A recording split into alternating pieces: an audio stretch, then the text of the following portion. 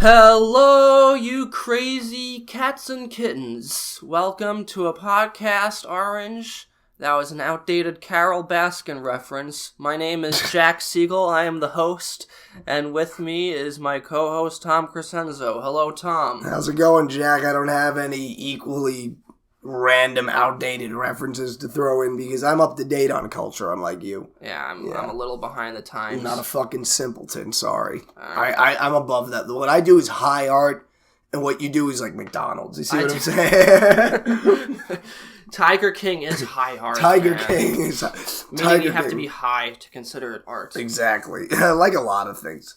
Like, if you want to go by that definition, you can characterize a lot of shows as high art. Like, I personally think, and I know I'm going to maybe lose some fans over this, Rick and Morty is high art in that sense. Where you think it's shit? I don't think it's shit. I just think people only really dick ride it so much because they're just mad high when they watch it. They're like, dude, it's so crazy. Rick just gets away with everything. And it's just like, it's not that crazy. Like, I don't think it's that funny of a show. I don't think it's like a bad show. I just don't. Yeah, I don't want to shit on it. There's good episodes. Yeah, I enjoy some parts of it. But it's one of those shows. Not as good as BoJack Horseman. That show's great. I still have to watch.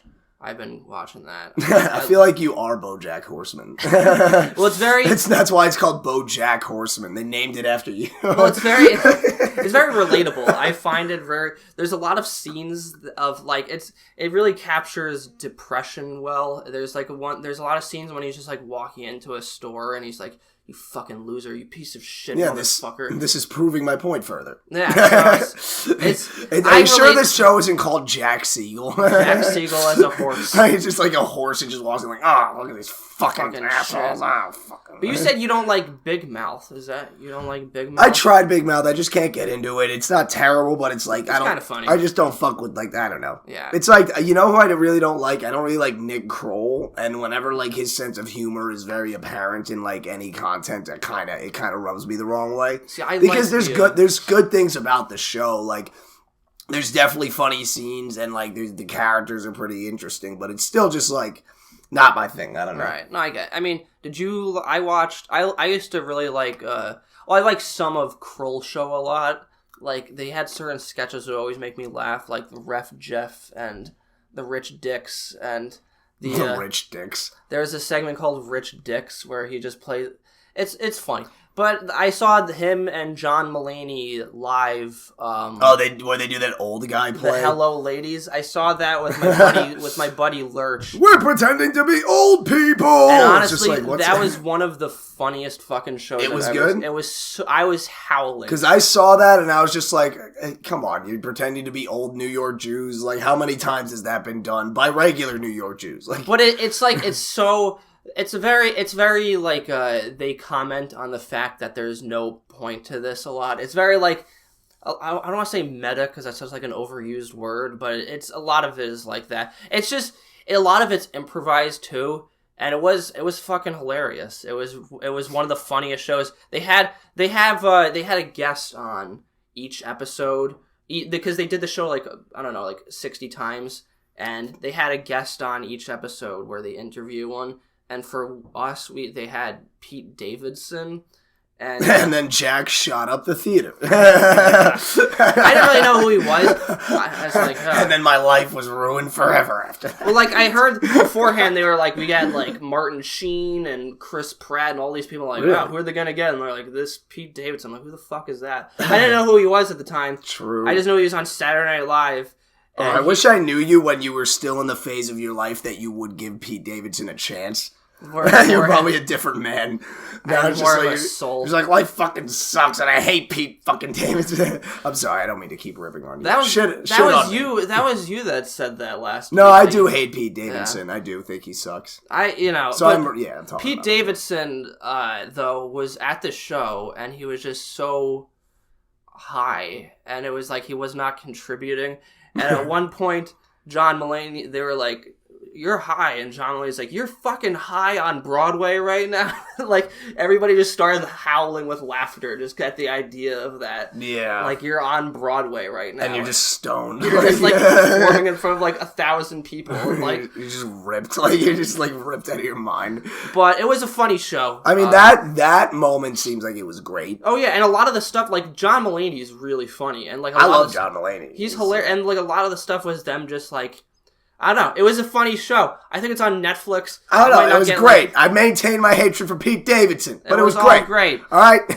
I mean, we're getting a little off into nowhere. Let's start to get into what we're talking about, because this is actually this episode of a podcast Orange is going to be another episode of Tom and Jack at the Movies. Yeah.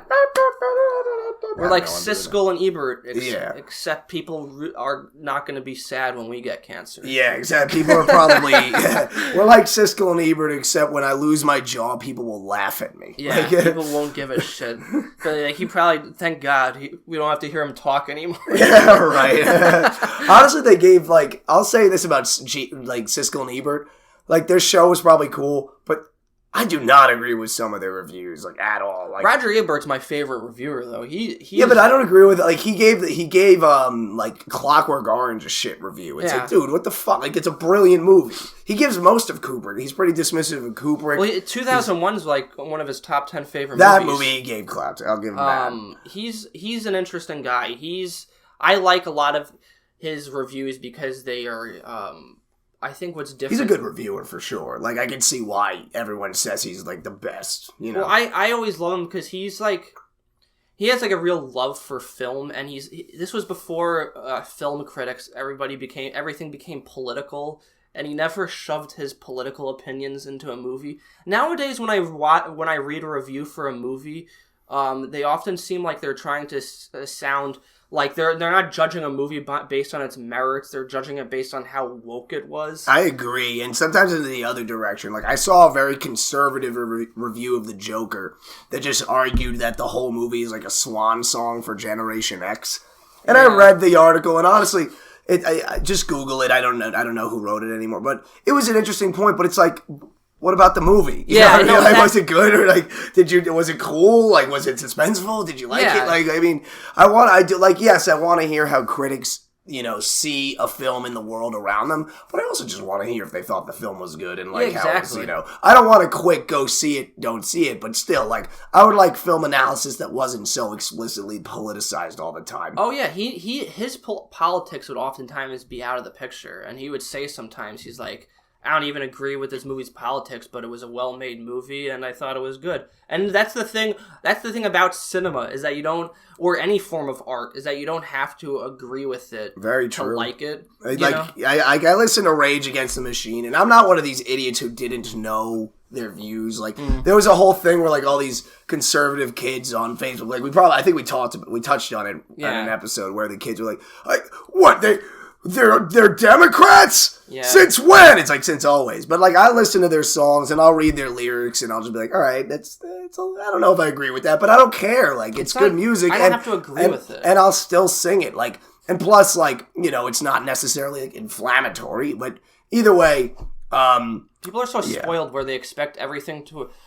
Like, somebody doesn't make a movie to agree with you. That's not the point of a movie. I think That's not the point of anything. People forget that, like, because there's this new thing in postmodernist art where they don't value the author. And, like, it's like the author's dead. Now it's just about how your words are interpreted. Your words aren't yours. They're just interpreted. And it's like, that is such mind-numbingly retarded bullshit. Yeah, that doesn't make any sense. Makes zero sense. Intent does matter in all writing and art and creation. Intent absolutely matters. Yeah, things are open to interpretation, but nobody sits down in front of a canvas for 6 weeks straight just because they want people to take what they want from. Like, they have an idea in their head. You know, it all comes from what you want. I mean, like that movie Zero Dark 30 that came out. Remember that one about the killing of Bin Laden? I haven't seen it, but I did hear good things about it. That was an amazing movie. That came out like 2012. It was like my favorite movie of the year. And then people were like, well, the movie's like pro-torture. I'm like, I don't even necessarily agree that it's pro-torture. It's definitely more of like a conservative-minded film, but who gives a shit? I was on the edge of my seat the whole fucking movie. Like, what is going to happen? It was by the woman who made The Hurt Locker, and that movie too. Also, you're just like, that movie's great. You're just like, I fucking love that movie. You know, that movie's so intense. You're just like, fuck, the whole movie. Yeah, that's one of those movies that really is like a shit your pants film, where you're like, the whole time you're like, God damn it! Like, it makes you feel like you're in war. Like, you're just like, fuck, yeah, the only other movie that made me feel that way was Uncut Gems, and honestly, The Hurt Locker might have been worse. Like, when I first watched The Hurt Locker, I was younger, too. Like, more of that feeling. More of that feeling of, like, holy shit, like, when is this fucking tension gonna lift? But let's get into what we were planning today. Yes. So Jack and I are obviously very fucked up individuals. I watch a lot of fucked up... No, I'm a clean comedian, actually. No, but, you know, we say a lot of fucked up things on the show and on stage, and we watch a lot of fucked up movies, too. And, you know, these days, people will criticize any sort of, like, entertainment that kind of crosses the line or gets offensive. Sometimes it's deserved, but sometimes it's just sort of, like, it's exaggerated. Like, just because something pushes the boundaries doesn't mean its intent is to hurt you. No. So what Jack and I decided to do was show each other each a very, very fucked up movie that, like, we've seen but the other hasn't. Mm-hmm. And we're going to argue which is more fucked up and why. And then second, we're going to argue, like, which is better. Not necessarily which is better, but which is better as, like, a fucked up movie that shows that fucked up entertainment isn't necessarily garbage. Like, there is substance sometimes. When people go to those places, they're only exploring those troubling topics because they have troubling things in their mind that they need to get out. And the expression of that is necessary in life and in art. And some things are just fucked up for the sake of being fucked, and they're just like stupid bullshit, you know? But that's not all of it or most of it, I don't think. I think the best movies of all time are controversial. My favorite movie of all time is Taxi Driver. And when that came out, brilliant movie. People were like, this movie is dangerous, you know, this is horrible, the kind of messages that it's showing. And the movie that it inspired big time, the movie that came out last year, Joker, it was interesting how back in the day it was like very conservative people who are like, this is morally reprehensible, you know, and now it seems like it's more of the liberals that are criticizing it for being very like true. That. And it is very weird how it switched like that. Yeah, and it's just like, you should not be... Don't be such a fucking prude. Yeah, don't be a little bitch, boy. Yeah, don't be a pussy. Stop being a pussy little bitch. Watch something daring. Yeah. A Clockwork Orange, which is this... Yeah, exactly. The name of this fucking podcast is fucked up movie. Based on one of the most fucked up, but still one of the most brilliant films of all time. Like, if you haven't seen it, go see it. Like, that's you know... People tend to skip these really, and not only are they good, I think some of them are important to art and just like society in general. They make an important statement. Yeah, people skip them because they're scared or they're told that it's not right to watch, and it's not fair. So we're just gonna analyze these movies that we each showed each other and talk about them. Which should go first? I think we should start with yours because mine's a little. We'll go with yours first. Mine. The movie I chose is from one of my favorite directors. I think he is from Long Island. By a guy by the name of Todd Solondz. Should I introduce it since you showed me? Sure. Yeah, so Jack showed me a movie and Todd Solondz, he's a brilliant director. He has another film named Happiness, which if you haven't seen that, go see that movie. It's really fucked up. And Welcome to the Dollhouse. That was his first movie. I want to watch that. I haven't seen it yet.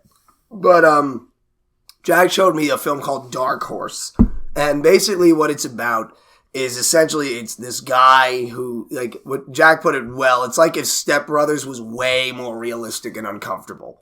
Like, that's essentially what it is. Like, it's this dude who's, like, in his late 30s, possibly early 40s, and he just lives with his parents, and he works for his dad, and he's just a completely manipulative, lazy, good-for-nothing asshole who just, he, like, leeches off his family.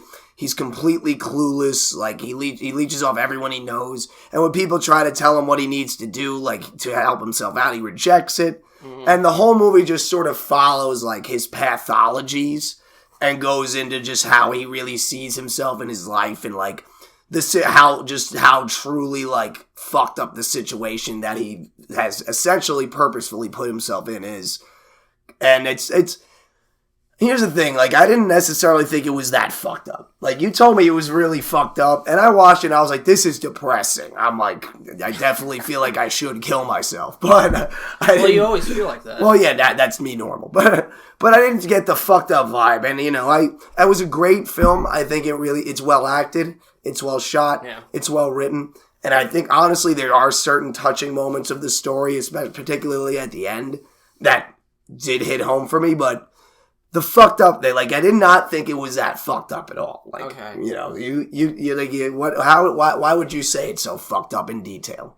I mean, this movie for me they should show this movie to every person in their 20s as like a what not to do in life tutorial. That's a good way to put it. I looked actually up. The actor's name is Jordan Gelber, and he's actually was 35 when the movie came out. Really? And he looks worse. He looks really 46. Yeah, he looks really bad for 35. And it's just because me and Tom both know people like this that are. We're not going to name names, but we know people that are in their early 40s that are just absolute losers that live with their parents. And I'm not saying everybody that lives with their parents are a loser, because some people have to, take care of their parents. Case in point, myself. I mean, I don't have to take care of them; they have to take care of me. But maybe I'm a loser. But you have a path. You're not like you have a path. You're not like this guy is absolutely hopeless. And one thing about that just fucked up is it's just like what if you take a person like that? Like, what is it like to be a guy who has. Like, this is it for him. This is the height of his entire achievements. His life is never going to get better. He lives in, like, this empty... Like, his dad absolutely resents him. Played by Christopher Walken, what I thought was a very cast against type performance, because he's not, like, funny at all. He's, like, he's a boring old man. Dude, when I first saw him, and I realized it was him, I was like, yo, it's Christopher Walken! Like, it's gonna be, like, one of those movies where he's, and then I'm like, wow, he's actually just kind of, like, a really stressed out older dude. Yeah. Like, he just doesn't seem like much of a funny presence at all. Yeah. He's not, he doesn't smile at all. He has, like, this big frown on his face. Yeah, I don't think he smiles throughout the whole film. Yeah, he's just... There's one scene, actually, when, like, he's at some meeting with all the people, and you just see him looking at his son, and the camera just focusing on... Oh, that part. You just feel how much he hates that part was fucked up to me, because I don't even know if it's necessarily hates, but you just feel that moment when he's sitting in the meeting, and he's really... you really are looking at your child who works for you, because if you didn't let him work for you, he would be on the street. Yeah. And... You don't hate him because he's your son, but you truly are 100% disappointed. Yeah. And there's no way around it. Like, not only are you disappointed in him, it's too late for, like, maybe there's going to be a turnaround. You can have another... And the thing was... It's just so, like, crushing to be in that moment where you just, like, this is really it. Like, this is my son. This is the guy he turned into. Yeah. And it's not getting better. Like... And it's not... And then, there's no hope for him. And also... Because the whole movie, the reason it's called Dark Horse to begin with is because his dad, always bets. They talk about, like, when he bets on sports, he always likes to bet on the dark horse. So he liked to think he had hope for his son. His son was always the dark horse. His son is named Abe, I think. After Abe Hannigan. Named after Abe Hannigan. The movie's actually about Abe Hannigan 30 years from now. Sorry, Abe. Sorry, Abe. But there's... It's about Abe. It's about Abe's life. Abe was Jewish. Dad, I'll have the spreadsheet soon, okay? He's just buying toys. Oh, it's just like, you know what it also is like, what really got me about the movie was like truly, what made me sad is like the cluelessness is like, at first you look at him as he seems clueless and kind of innocent. Because in the start of the movie, he tries to get this girl, and he meets her. Yeah, he meets her at a wedding, and just based on wedding. Yeah, based on a 2-second interaction he has with her at a Jewish wedding, he thinks it's okay to go to her house and ask her to like marry him. That scene was so funny because that movie starts with like this really corny pop song, and it sees like the husband and the wife, and they're at a Jewish wedding, and they're like dancing, and everybody's having fun, and then the camera pans to him, and he's just sitting there with some woman who I guess knew the bride or whatever, and he's just like, I don't like dancing, like, it's not my thing, and she's like, okay, and you could tell he thought this would be like an interesting thing to say, and she's like, whoa, he doesn't like dancing. Yeah, and right. She's just like that's your icebreaker? Yeah. It's like, the one thing you and I could do to have fun? I don't like that. I don't like that, Yeah, let's just sit here. Yeah, let's think about how we don't like dancing. Maybe you do, but I don't. We established that. And, well, it's interesting, though, because that girl, Selma Blair is the actress. She's always... That's who that was. I knew I fucking always recognized great. her. I love the shit out of her. Great actress. What else was she in again? I knew I recognized her. There's been a lot of shit, like Cruel Intentions, like all these different movies. But, like, she was great in this movie. And, because the thing I liked about the movie also, it plays on a lot of familiar tropes. And... one of a very common familiar trope of modern comedies, and is brought out by like a lot of people from like Judd Apatow to Adam Sandler, is like the schlubby guy gets with the girl that's like way out of his league.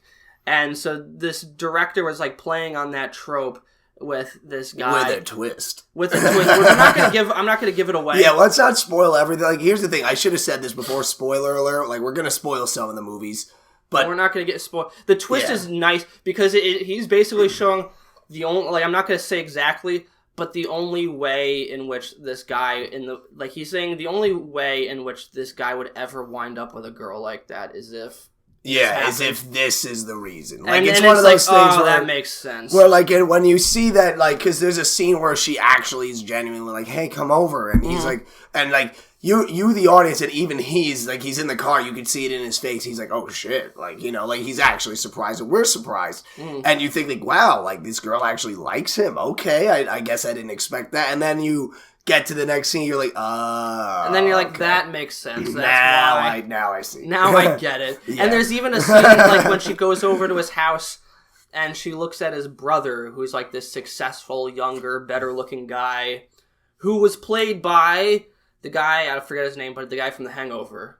Oh, yeah! Doug, the one who... I don't know the actor's name, but he was in The Hangover. Yeah! That was that guy. But but that's another thing where they play on Step Brothers, because in Step Brothers, Will Ferrell's brother is like this younger, successful guy, but he's like a complete asshole to Will Ferrell, the movie.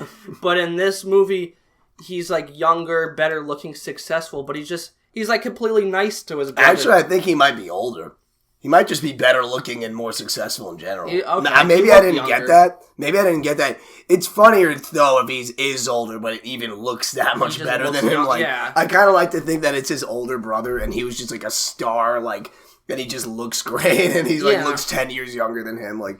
But he's just like a nice, normal guy who tries to help his brother out, and like it's the loser brother that's actually an asshole to him. Yeah. And and like there's a scene when he brings his girlfriend back to his apartment, and she sees a photo of him and is like, oh, he looks good, and you could see for a moment she's like, too bad I can't be with this guy. Yeah, she's just like, in that second she's like, I wound up with the wrong why couldn't I have gone to a wedding with that dude?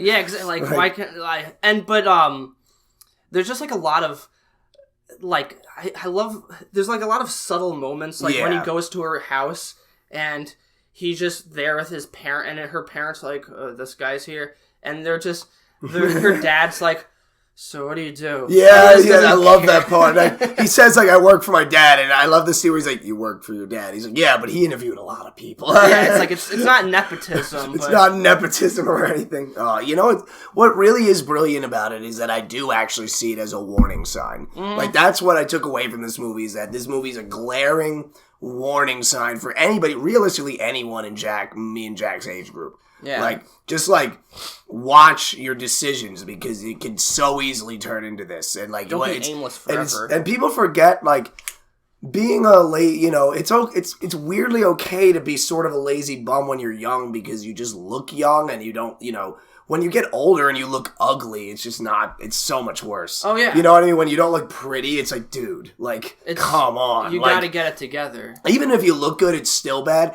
But, like, when you're also just, like it's very clear that you're just an aging man living with your mom and dad. And it's just like, come on, bro. Like, nobody is holding you back at this point. Well, like, You're just fucking lazy. Like, I know that's the thing too, is that the guy, they even say it later on, like they say to this character, like, listen, you had every opportunity. He does have fantasies. Like, that's his mind. Yeah. Because I remember, like, what makes the movie great is that his fantasies, like, and this is why Todd Solondz is such a good director. His fantasies are so seamless that you don't realize that you're having them with him until the dialogue reveals it. Yeah. Like, it's when he'll have a fantasy where he sees a character and the conversation seems normal, and then they'll just be like, face it, like, your parents don't need you. Nobody needs you. Like, they, like, you're not helping them. And he's like, yes, I am doing it. It's just like, damn, okay.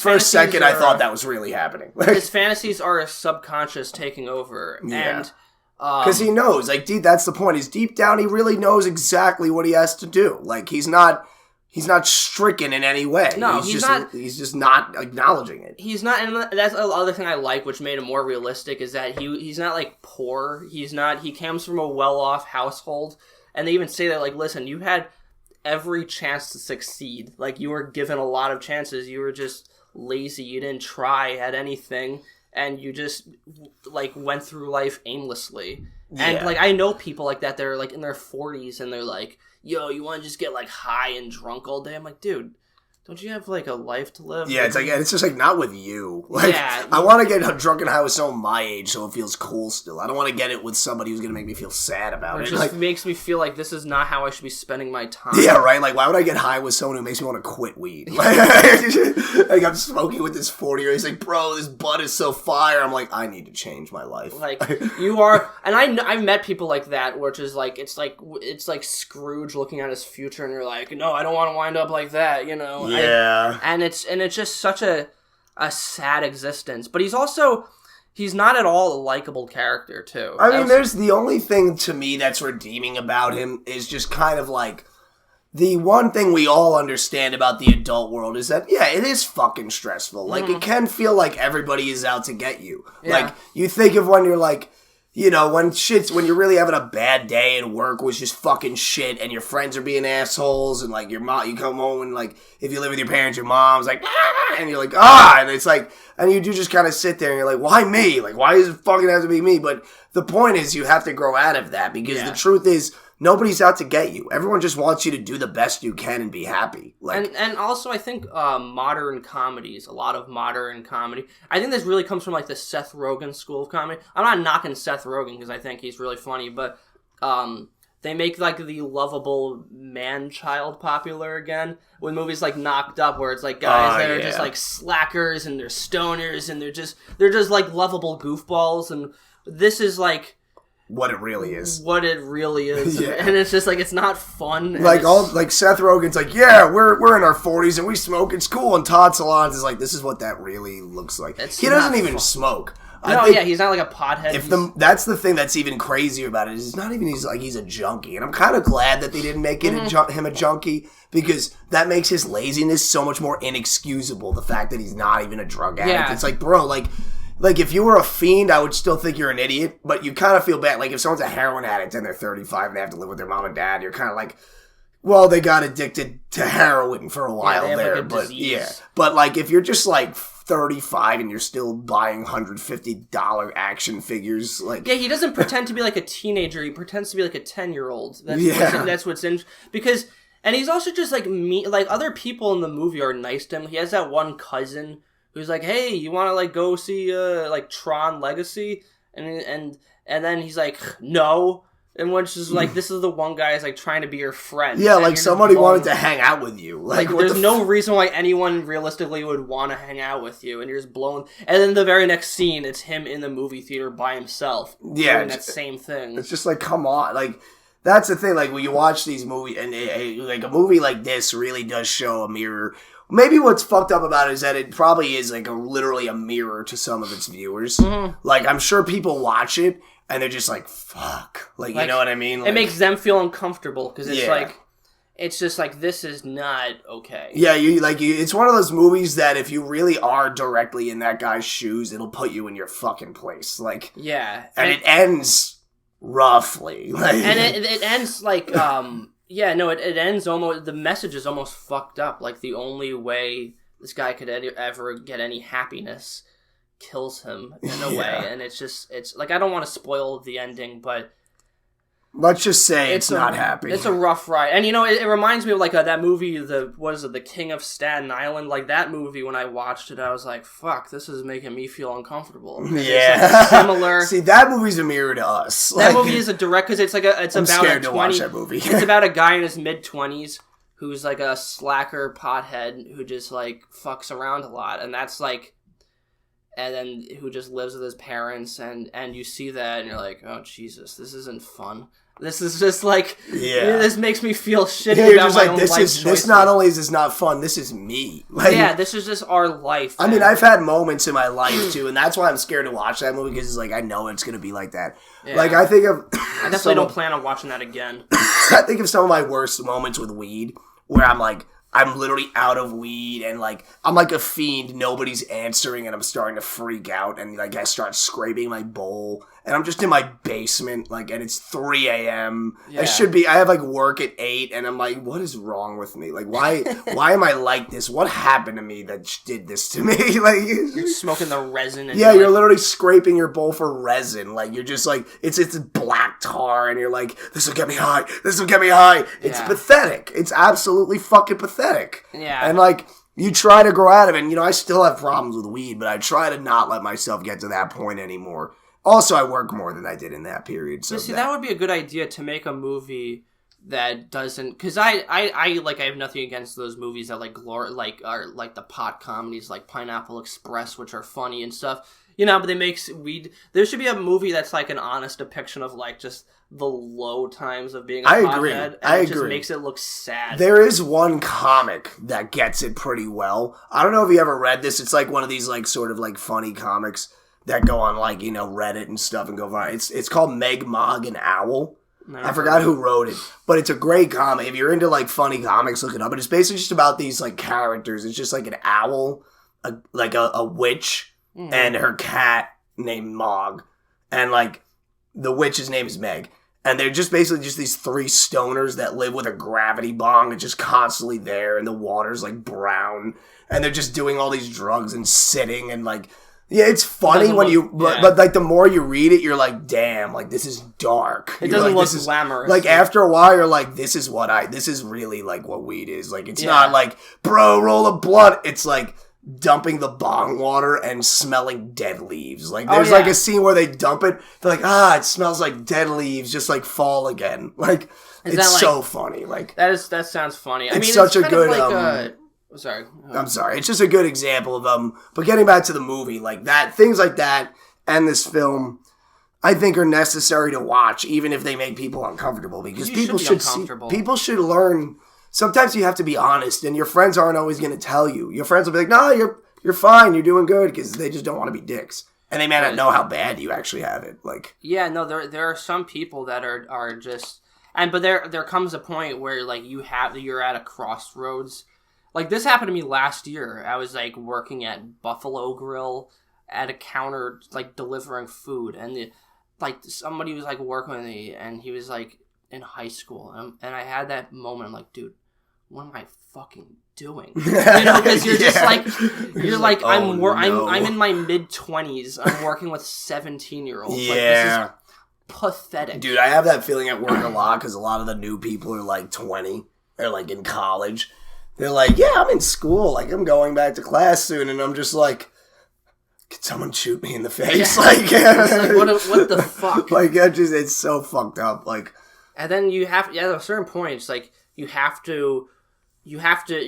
literally are at that crossroads where you have to change, or else you wind up where this character is, as like this hopeless guy who only got a job which he's failing at because his dad owns the company, and then he eventually gets so shitty at it that and his mom too. I love the way they depicted his mom, because his mom was such a sweet woman. And the thing about this mom, like one of the most fucked up scenes to me in the movie is when she goes into his room to try to like console him, because that scene was like, I was watching that, I was like, that was like, so weird, because she goes to like console him after an argument, and I won't spoil what they talk about. It just looks so bad. Like, it's literally like he's 5. Yeah. But he's 35, and like you're watching, she's just like, sweetie, and you just like you're like backing up in your chair. It's so like, well, also because like what he's saying, he has like this negative view of everybody in his life, and like you see that she's depressed because he has this view of everything, and she's like, she wishes that he wasn't feeling this way, and it's like it's so sad because she knows like there's nothing they can do. There's also a scene when they're just like him and his mom are playing backgammon, and it goes on for like 5-10 seconds, but they're just playing. There's no like joy in it. They're not like, oh, it's your turn. Yeah, they're just silently playing a board game like angrily with each other. And it's just there's no joy in this life whatsoever. It's so fucked up. It's just it's a movie that, like, I will say, like, after this discussion, I see the fucked up side of it more. I still think the movie I showed you is worse, but I'll say that this movie is definitely proof that a movie can be fucked up without having any real gore or blood or like violent sex. It didn't have like it was the sub content of what it was. Just like. It was fucked up in a way that makes you cringe because it's real. It's fucked up in the sense that like you like it's too close for comfort. Yeah, like, even the way it was shot was very like realistic. Like, and his bedroom. When I saw his bedroom, I was like, no. He's got like action figures. And dude, he has a polka dot wallpaper. It's just. So there's one scene which is really funny when we'll talk about Ken Park in a second, but. I just want to say the scene, I remember when the girlfriend invites her parents over, and the parents are like talking, like just having this mind-numbingly boring conversation about like what routes they take to work and like the traffic, and it's like, and and by the way, it's set in Long Island, which I thought was funny. Yeah, I forgot to mention that. Yeah, it is. Because they said like 631 is our area code. Yeah. See, that's the thing. Todd Solondz knows the type of person he needs to film for this movie. It's like, where should we set this movie, Todd? I know exactly where we're going. This is Nassau County. Yeah, this is fucking like we're going to like. We're going to like Garden City. Yeah, we're going to East Northport. Like, this was, but it's like, but they're having like this boring conversation, and then Abe and the girlfriend are sitting there, and they're just like teenagers because their parents are talking, and they're like they don't know what to say. Yeah, and it's so funny because it's just like they're in their 30s, but they're just like it's like that uncomfortable date scene. And, like, everything feels so forced. And it's great. I totally recommend it. I agree. I would give it a personal rating. I'd give it like a 7.5 to 8 out of 10. Only I would rate it higher. The only thing I would take away from it is that it got a little boring at times. But otherwise, brilliant movie. Todd Solondz, great director. Yeah. Check it out. Now let's get to the movie I showed you. But another fucked up director. Yes. So this director, I'll just introduce the director, and then you can introduce the movie. The director's name is Larry Clark, and he's known for the film Kids, which we've talked about on this show. And Cuties. He's known for your... He might as well be. No, they didn't get nearly naked enough. Not enough child porn. Yeah, but not enough child porn. Oh, Cuties is something we'll talk about maybe another time. Yeah. But, yeah, so he directs a lot of these movies, and basically the kind of shtick he goes for is like, it's all these really fucked up movies about teenagers doing really fucked up things, usually violent or sexual or like drug related. And the thing about his movies is I consider him a very talented director, and his movies are very like entertaining and like well made and paced, but they do get very fucked up. And this movie I showed Jack, I picked because I saw this movie from a friend's recommendation and thought of this contest because of this movie. Because when I saw this, I was like, at least as far as like being explicit goes, I don't know if I've ever seen anything like worse. Well, definitely, I know. I would say this has definitely the most, at least sexually graphic content of any movie I've seen.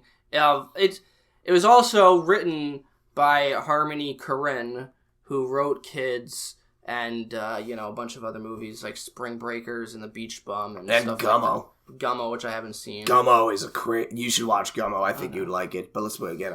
But with Ken Park, the movie, is about 4 teenagers, and it's sort of just their everyday life. It takes place over the course of one day, and it shows the 4 teenagers, just their home lives, and they all have like really depressing lower class lives, and they're all sort of like white trash, except for the one girl. She's Filipino.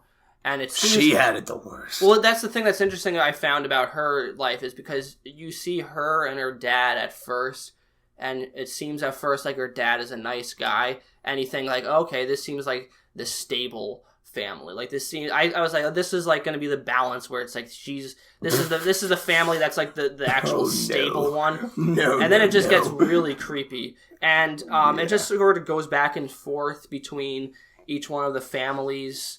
And some shit happens later on, and the guy that the movie is named Ken Park. I don't even think this is a spoiler because it happens. Well, I mean, yeah, it's the very first thing. It happens in the first 7 minutes. It's probably the only part of the movie you could find on YouTube anyway. So, yeah, like, it's a kid named Ken Park who's like this ugly ginger kid that they're friends with, and he starts off the movie by skateboarding to like punk rock.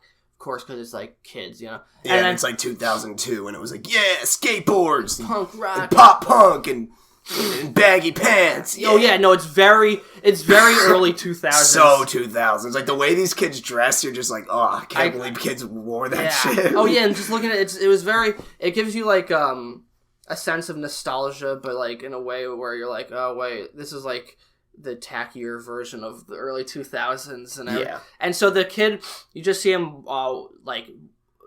skating to a skate park, and then he's at the top of a ramp, and he takes out a camcorder, and he takes out a gun and blows his brains out. And that's how the movie starts. Yeah, that's the like, first fucking scene. Like I remember when I watched that, because it's like, the movie's called Ken Park. You think that's who it's about. Well, I mean, it is in a way, and I'll get into that. It is about him in a way.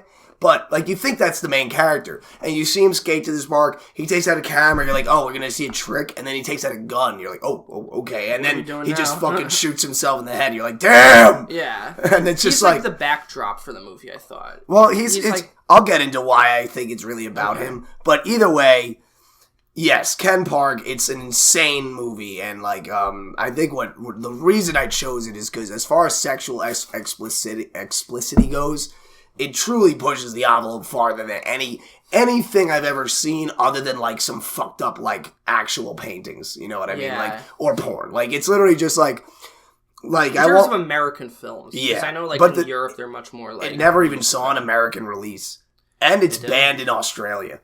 It's illegal to watch this movie in Australia. Yeah, we did this. Fun little pointless trivia about the movie I just wanted to mention is the star of Ken, not the star, the kid who plays like the psychotic teenager. Yeah, he's crazy. Oh and the actor who played the main character in Kids, like the piece of shit who goes around having sex with everybody, were both characters in The Wire. Really? Yeah. The Wire. That's crazy. Fun little fact. You know who else is in it? The dad of the one kid. He's in The Wire too. Wait, the dad of the kid, the skater kid with the short black hair. I never recognized him. I'm pretty sure he's in The Wire. At least my friend told me he was. Okay. Either way, there's like, it's weird because Larry Clark chose a few real actors, and then literally like nobody else in the film's an actor. Well, actually, what's really funny, I looked it up afterwards. The guy who plays the dad of the woman. See, it's hard to talk about this movie without, like, giving away some. We can give away some things. I mean, so, like, truthfully, most people are not going to watch it when we go into how fucked up it is. Like, so the woman that's having an affair with her daughter's boyfriend, who's a teenager, her husband, the actor who plays him, is the voice of Patrick Star on SpongeBob SquarePants. What? What? Yeah. No way! Get the fuck out of here! No! Isn't that funny? I looked it up. I was like, why does this guy sound familiar? And I'm like, you just ruined my childhood. I should have never shown you this movie. I have all sorts of trivia and everything. Oh my god, no. Isn't that funny? No. That is great. Oh, so part of me just died. Taking an innocent kid show and putting it into like a fucked up movie. One of the most... Okay, let's go into how fucked up it is. Like, I'll just tell you what you see. Like, you actually see... Like, here's the thing. Every actor in this movie is a legal adult, minus one small child who's only in, like, 3 scenes. Oh, yeah. But like, they don't do anything explicit with the kid. But every, like, actor in this movie is technically... They're all over 20. I looked it up. I give props to the actors, because that's daring shit. They're like... They went all in. You see Here's the thing. Like, there's one scene... Like, I won't give away too much. It's a masturbation scene. And when I say you see everything, I mean you see fucking everything. You see cum come out of this guy's dick. Yeah, like this actor straight up masturbated and jizzed on camera for a movie. It didn't look like jizz. It looked like the same thing that they had in There's Something About Mary when he takes the jizz off his ear. Like, it didn't look like real jizz. Do you really think that? I mean, he made himself hard. Do you think they would have had to do fake jizz? Like, I don't know. I feel like... I don't know, man. I give props because he's not the... Like, so many of the actors just get butt-ass naked, and... Yeah, it's crazy. The actors were, like... Those were dedicated fucking actors, and considering none of them, except for the one kid who played the psycho who masturbated, had a career afterwards... It's like... It shows that, I mean, pushing the boundaries is sometimes a good idea. Yeah, I mean, it just shows, like, the actors are really willing to do whatever it takes to fucking... Yeah, just to... I mean, like, that's like... If there is a male equivalent to, like, getting cast in Couch Weinstein, it's Larry Clark. It's Larry Clark directing you to actually jerk off to orgasm on camera. Like, it's just like, I try to think of it where he's like, I don't know, Larry, like, am I even making any money off this shit? Like... Trust me. Are we even going to get a release in the country? Like, trust me. You have to understand. This is what it's like in Hollywood. It's like, I've never seen a movie where you actually show a dick coming, and he's like, listen, you're going to be a star, kid. We're not even in Hollywood. We're in Northern California. Yeah, he's like, and this, as far as I can see, this film is not even going to get an NC-17 rating, Larry. Yeah, it's like it's not even going to get released. It's just crazy that these actors went so far for a movie that, just based on reading the script, you must have known you're not going to make money from. Oh, yeah. Like, and most people have not seen. Yeah, like most people most likely won't see, even if you learn about it. Like, here's the thing about it, because technically these characters are children. So, like, in a fictional sense, fictionally, when you watch this movie, you watch a teenager masturbate. Well, but like, he's an adult in real life. But, like, because it's just weird how people are talking about cuties now. Yeah. And, like, how exploitative that is and shit. And it's like, you wonder, like, which is worse. Because it's like, with cuties, it's like they're actually little girls, but they don't really get naked, as far as I know. I haven't watched it. Well, cuties... I totally haven't masturbated to it or anything. I did watch it, and... So you can call the police if you want. No, I'm kidding. So yes, let's put a warrant out for Jack's arrest. The movie is, like, it's not that big of a deal. What happened was, it was just, like, based on this woman's backstory of her being... it was not really a good movie. It had, like, an obvious metaphor for, like, how we view little children. It was, like, I don't know. It was not a good movie, but... It didn't... People are so stupid that they just sort of get, like, an overreaction to everything. Yeah. Just in the way that people are getting an overreaction to, like, J.K. Rowling's new book without having read it. If you... Oh, yeah, you can't have an opinion on something unless you watch it. That one's interesting, because people are telling her to shut up. They're like, why couldn't J.K. Rowling just shut up and be the Harry Potter author? It's like, yeah, keep telling a female author to shut up and do what you want. Yeah. Like, yeah, see how she doesn't want to fucking milk this thing for the rest of her life. Regardless, like, you can agree with her or not, but, like, she's a writer, and she's gonna write something that she wants to write, and, like, if you got a fucking problem with that, read someone else. Like, no, exactly. But we'll talk about that some other time. Yeah, getting back to this, though, like, that's kind of what I was saying. This is like, with Ken Park, in a fictional sense, you literally watch children have sex and a kid masturbate. With adults. Yeah, with adults. You have children. You watch children. Pedophilia. You're actually watching fictional pedophilia, but it's not real because they're all older.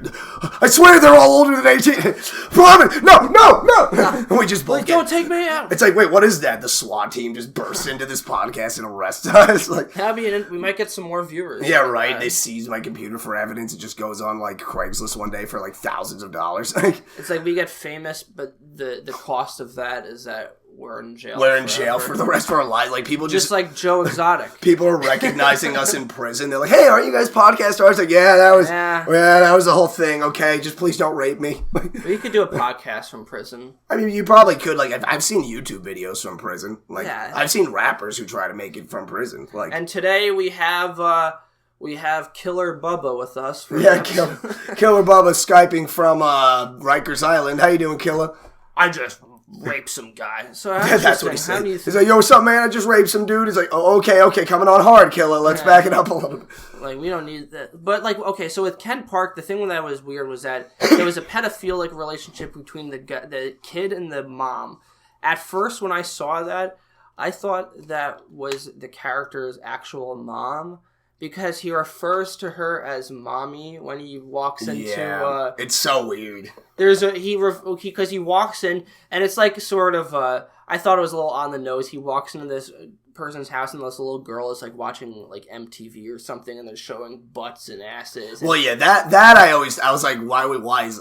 even when I first saw it, I was like, why is that on the TV? Yeah, and I'm just like, that's like an obvious... He's trying to like show like how debauched society is. And, but it could also be seen as showing how careless that woman is as a parent. Yeah. Which is like, I think that's a better way to put it. Still, you're right. It was sort of an on the nose. No, I agree. But like, but then he's like, where's mommy? And I thought like, oh, is that the character's mom? And he goes upstairs and then he's like, can I eat you out? I'm like, what the fuck? Yeah, it's so great. When I first watched it, my mouth just opened. I was like, okay. Like, what? And she's just like, first fold clothes with me. Yeah, that was so... And when you watch it, you're just like begging for the scene to end. There's a lot of scenes. Can you just fucking... It takes all the sexuality out of sex. And honestly, awful. It's just such it truly is an unwatchable piece of cinema. Like when it's one thing where it's like, and I'm going to maintain this. I like the movie. I think it's good. No, I do too. But I think so I truly cannot ever watch it again for fun. The only reason I'd ever watch it again was for personal further analysis and to masturbate. No, but really, no, truly, it's like the only reason you watch the movie is if you want the artistic experience. Because it really is an experience, that movie. Like, you watch it and you just feel different after. You're like, my God. Like, oh, yeah. And here's the thing. This is why I'll argue that it's not smut. I do think it has a point. I think really what it shows... like, if I could rename the movie, I would call it Behind Closed Doors, the movie. Because to me, it just shows that, like, you truly don't know what's happening in anybody's life. And, like, we really are, like, no matter how poised or, like, proper you try to seem in society, we really are all these very depraved creatures. And, like, that doesn't make us bad or evil, but it can lead to us doing evil things if we don't watch ourselves. But the problem is when you're growing up in a family that's already sort of damaged, it's harder to like avoid those things. And I think what's great about the last scene where all the main character kids just have a giant orgy. Yeah. Sorry to spoil that. But like I think that like that scene isn't just supposed to be sex. It's supposed to be like saying like, hey, at least they kind of have each other to like, experience some sort of peace with each other. Like, this is like a moment where, they're just fucking and it's debauched and insane and gross. But like, at the same time, this is the one split second of peace that these children have outside of lives that are just torture otherwise. Yeah. And it's like, it just kind of shows why kids gravitate towards sex and drugs, because these things are an escape. These things take you away from those problems that you can't, like, really shake. And I think why that one character is so psychotic is because he just has no friends.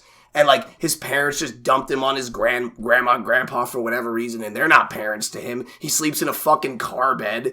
And, like, that was funny. Yeah, like, you see his car bed, he's just like, wow. Like, I used to sleep in a car bed when I was, like, 5, Yeah, right. And it's like that's this bed he sleeps in every night, and he's like 17. It's like you like it doesn't excuse. But he was an asshole. It does. Yeah, he's an asshole. He was mean to his dog. It doesn't excuse him being a shithead, but to me, it explains why he became that way. Because here's a kid who's never really had a chance to develop properly. He's had no guidance. He has no friends, and he's sexually pent up. He's reached full sexual maturity, and he doesn't know what to do with it. You see in the scene like what he's masturbating to. I won't spoil it. But it's not porn, you know what I mean? No, like it's the farthest thing. It's the farthest thing from porn you can find. His only people that he hangs out with are like little girls that are playing jump rope. Yeah, like and that's kind of an important scene because when I first saw that, like he's walking outside, you see these girls jump roping, and you see this character walking outside, and you're thinking, dude, he's gonna like kick one of them in the head. Yeah, I thought like, oh god, slam them. What is he gonna do? Yeah, but then he just goes, he's like, what's up, like guys? And they're like, hi, Tate, and it's like, oh, and then it's like these are the only friends he can relate to because he's deep down he's just a little kid in a fully pubescent, aggravated body. He's just damaged. And it's just like, it drives him insane. And again, it doesn't excuse it, but I think what this movie shows is just how, like, you know, you really do have to survive your family. And like, you know, it's a lot easier for some people than others. And sometimes the situation you have can lead you to a very dark place. And the reason I would say the movie is about Ken Park is because the events in the movie immediately precede or go after his suicide. Like, that's just kind of like what happened to his friend. Like, not his friend, but just these kids, like, that knew him after he was gone. And just kind of, you see how fucked up these kids' lives are. And then you think about Ken Park, and you think, well, if I just saw what all these kids went through and none of them killed themselves, how bad was Ken Park's situation?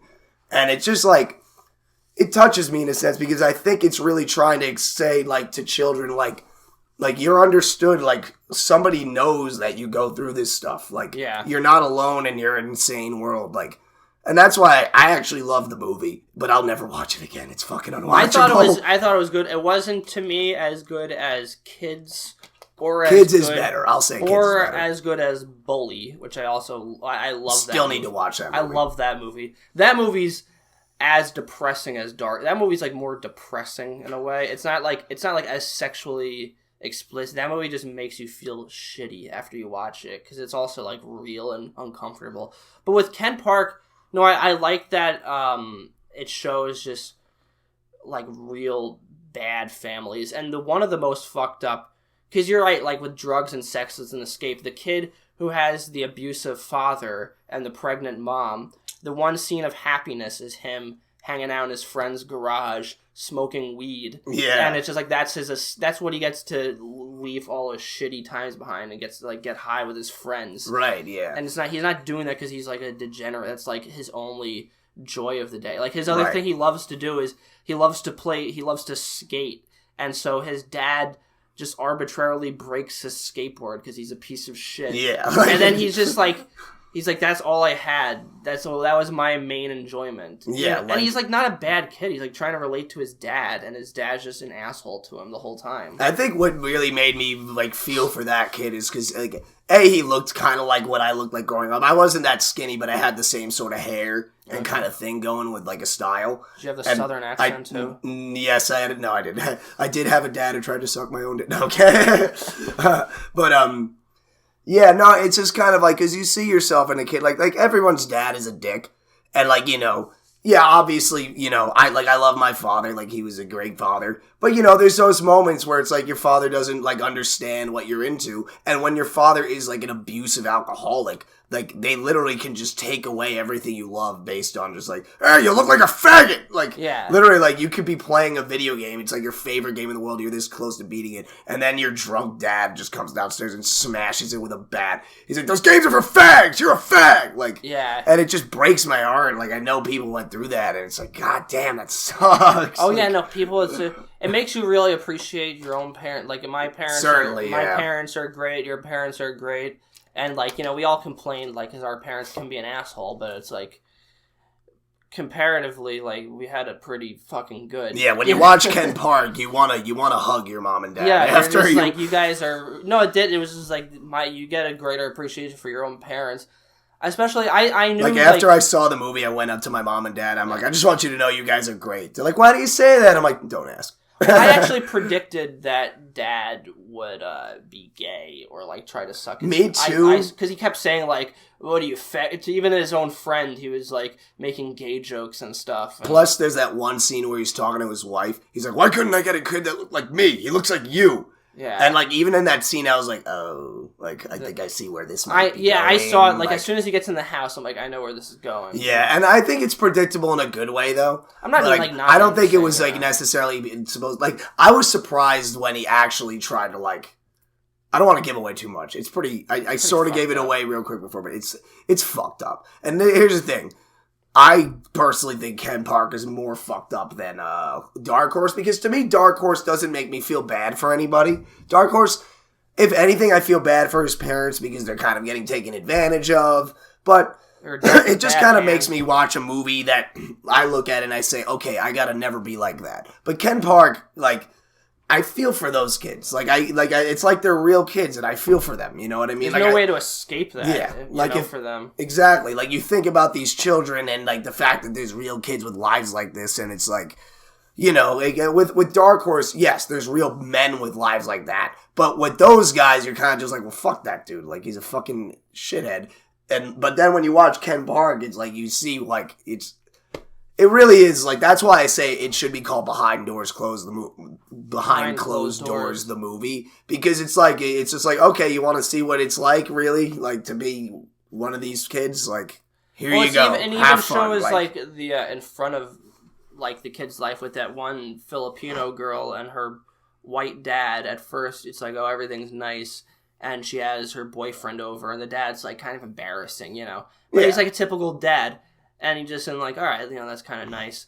And then you see what it's really about afterwards, and you're like, oh, okay. It gets weird with that character. And that gets really... That one I really don't want to give anything away for, because that one you just have to see. It gets weird. It's just, like, weird. I mean, it's all weird. Like, the kid with that, who would you even say is, like, the main kid? I guess it would be the one who, like, has an affair with his... I mean, for me, like, I think he's narrating. I'm not sure why.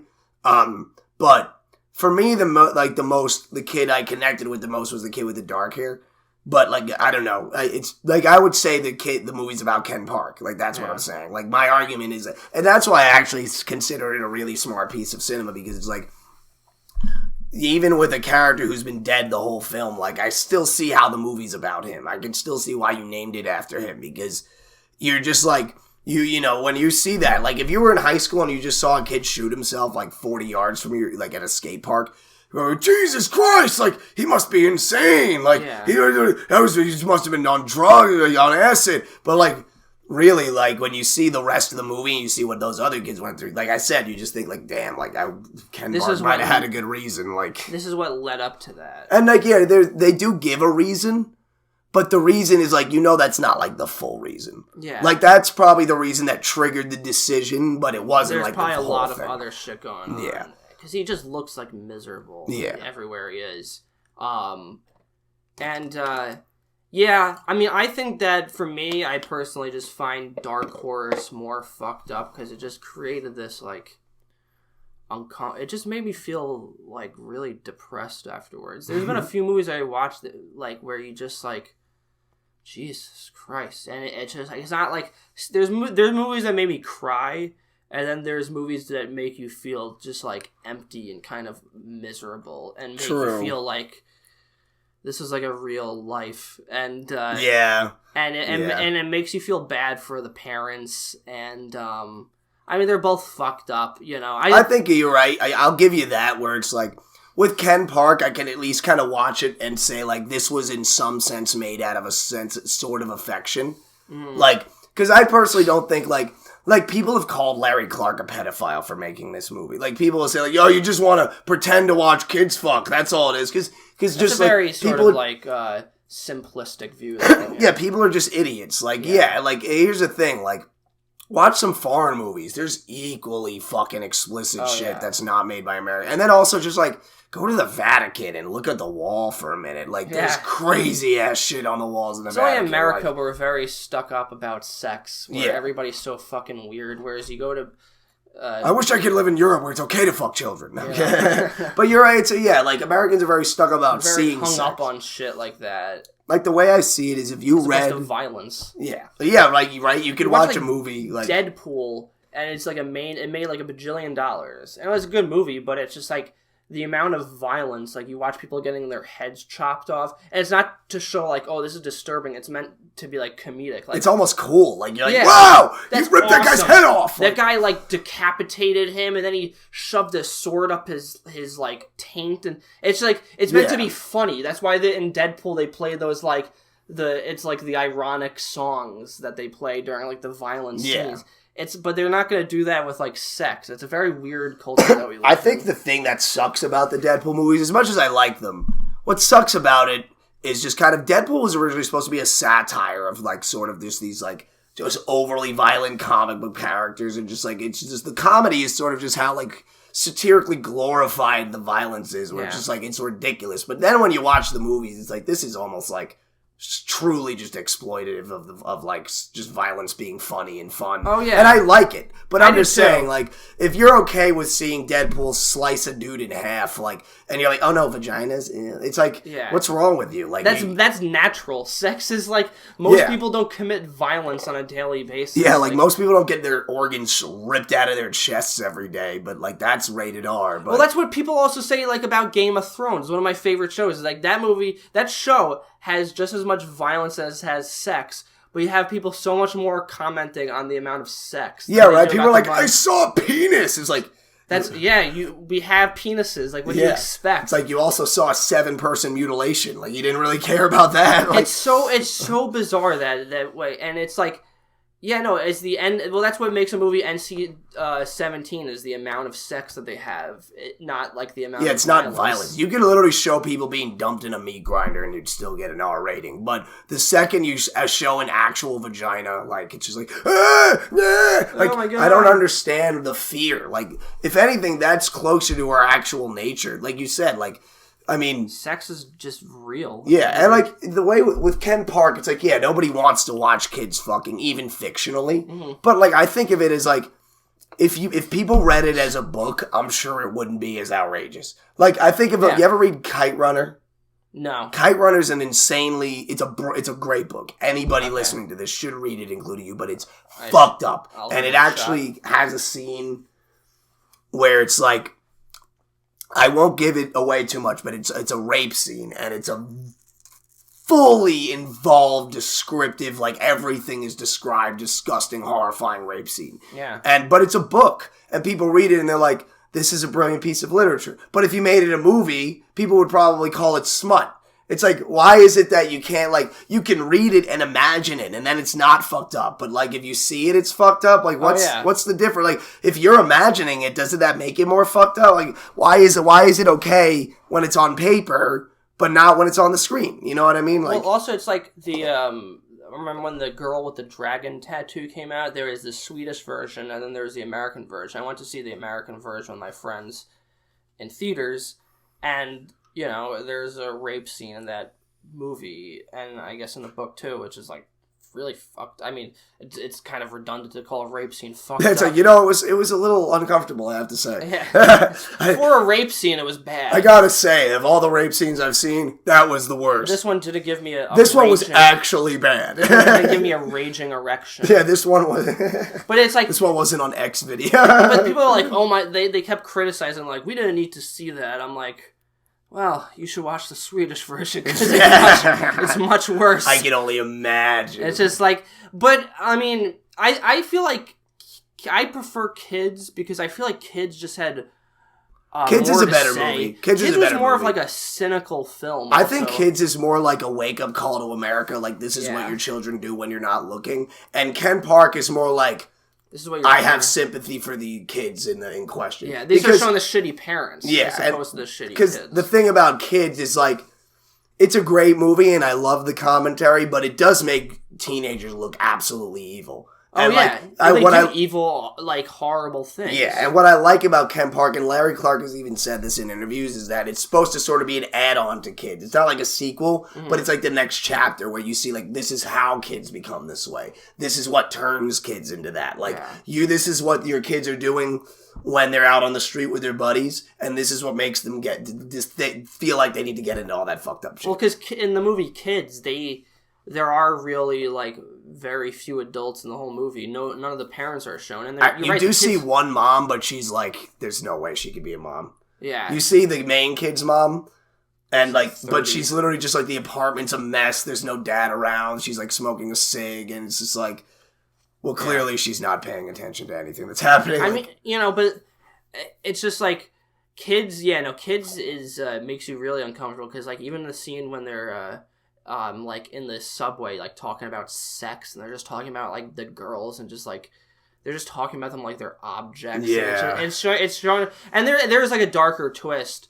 I think what's interesting, Todd Solondz has a very negative view of humanity as a whole. Well, yeah, and I like that the way that he portrays that. I mean, he's like a very cynical, misanthropic person, and people are absolute shit. And I think I agree with you, and what makes his movies great is that he turns that into black comedy. Yeah. Like, he straight turns that into, like Happiness is also one of the most fucked up movies I've ever seen. But that movie's funny. Like, there's scenes in that movie where you have to laugh, but you're also just like, God damn! Like when the girl and John Lovitz are going on a date, and she's like, I don't want to date you.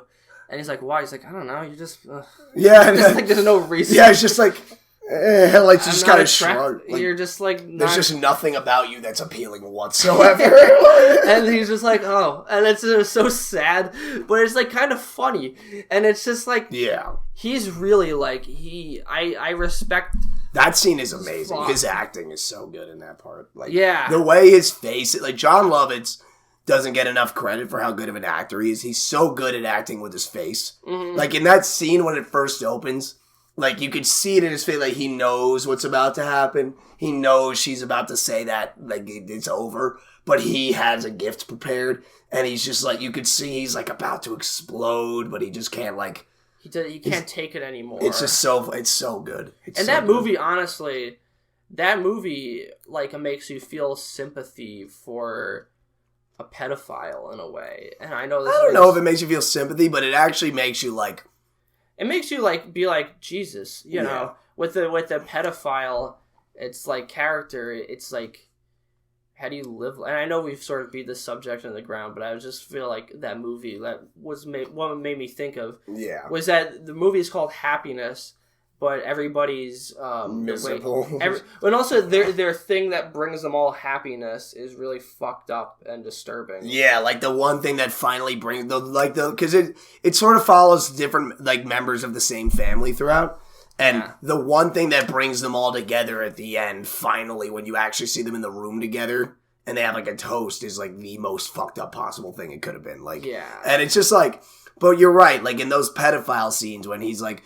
There's some scenes where you see in his face like he knows like he might be like the jig might be up, and you just like it's like we've all had that feeling when we know we lied about something and like you're about to get like nabbed, destroyed, and like most of us are not pedophiles, but like you just have that moment where you're just like looking, like you're just like oh fuck, like it's real, like and it's just like you see like this guy, he can't control his desires, but he's like a family man.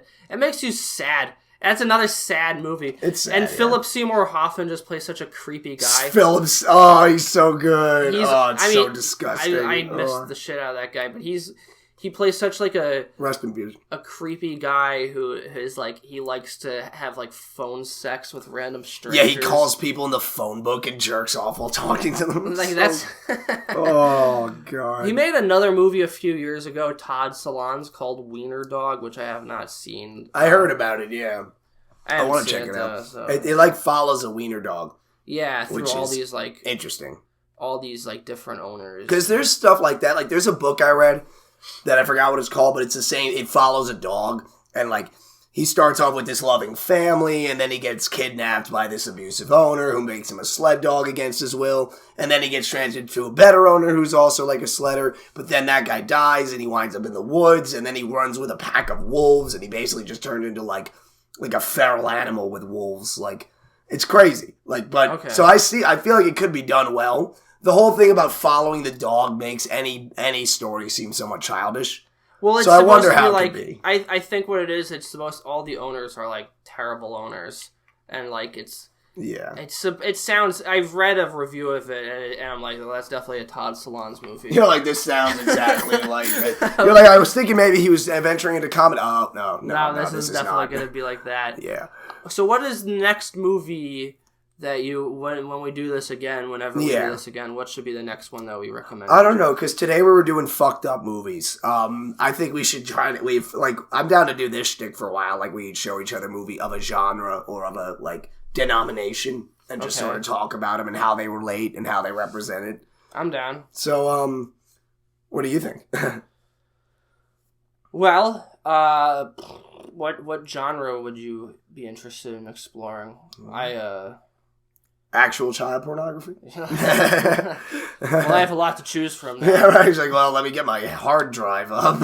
You want to do a crime movie? crime, I'd be down. All right. I'd be down for a good, like, crime movie. And I might actually show you a foreign film if that's what we're doing. We could do that. Yeah. All right. So, next time Tom and Jack go to the movies, we'll be comparing crime dramas. Yeah. Possibly foreign crime dramas. Ooh. Yeah. All right. This will be fun. I like that. So, all right. I guess that pretty much wraps it up.